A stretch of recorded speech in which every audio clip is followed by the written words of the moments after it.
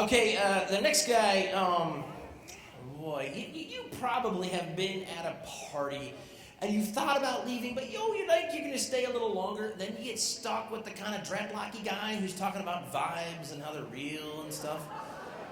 I don't know if you've done, the guy talks about how he made a living for 2 years selling macaroni out of the back of his van at Dead concerts. This is not that guy. This is not that guy, okay?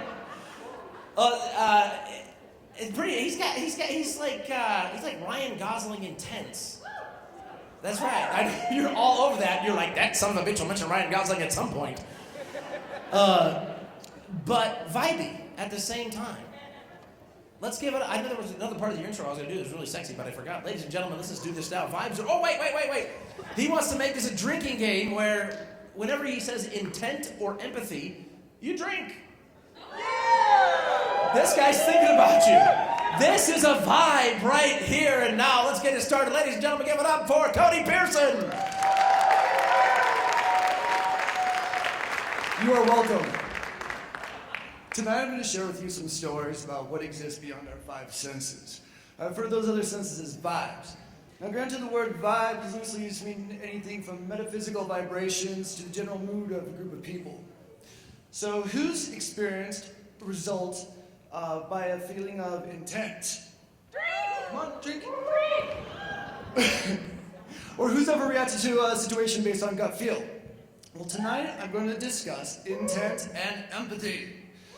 So why this topic? Well, I grew up in the country as a normal little farm kid, but I've always noticed unique connections between events and people. I've always wondered what exists beyond my five senses. So here's the first story. In the fall of 1972, two laser physicists started a research program at Stanford Research Institute. They had done years of development for the US government before, and they progressed remote viewing into the 1970s and 80s. But keep in mind, this was during the Cold War, Zdravstvuyte, and every option for strategic advantage was on the table. The SRI team also developed, eventually, a training program for the US Army. But in their first year of research, they proposed a program to the CIA. The SRI team received a set of coordinates from the CIA, and they remote viewed the site. One of the team members could read the names on the file cabinet drawers and relayed the code name of the facility. However, the coordinates were to a CIA officer's cabin, but the team mistakenly targeted an NSA code-breaking facility close by. The team explained it as, the more you try to hide something, the more it shines like a beacon in psychic space. Intent!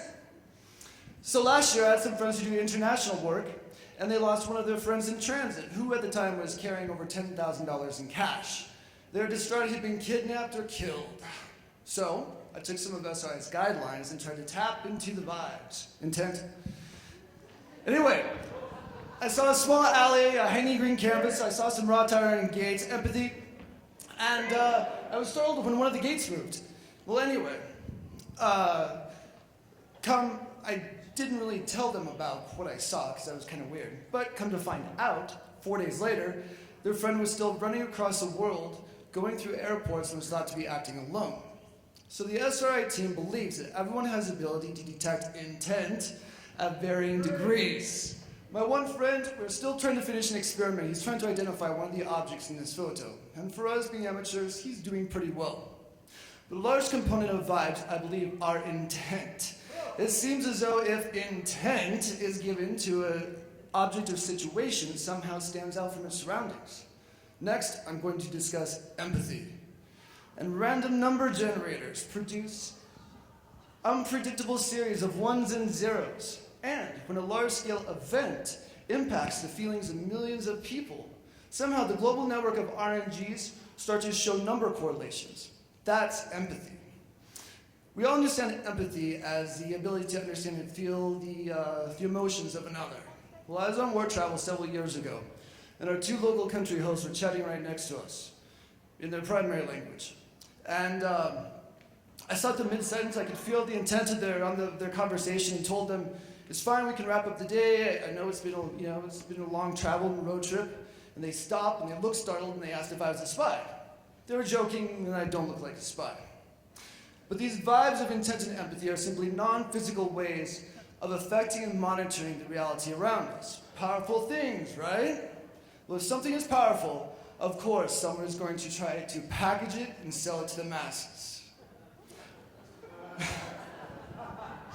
So it's all new age BS or whatever, right? The point I'm trying to make is just because you don't have to be paleo to eat clean, or you don't have to do CrossFit to be athletic. Simply being aware of something is enough to decide whether you want to do it further or pursue it further.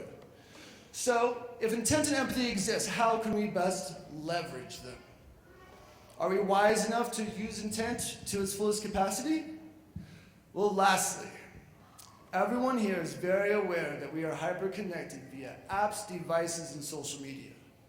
What if we have completely discounted our innate, internal, natural abilities to connect with and affect everyone and everything around us? Thank you all so much for your time tonight. And yes, I think vibes are real.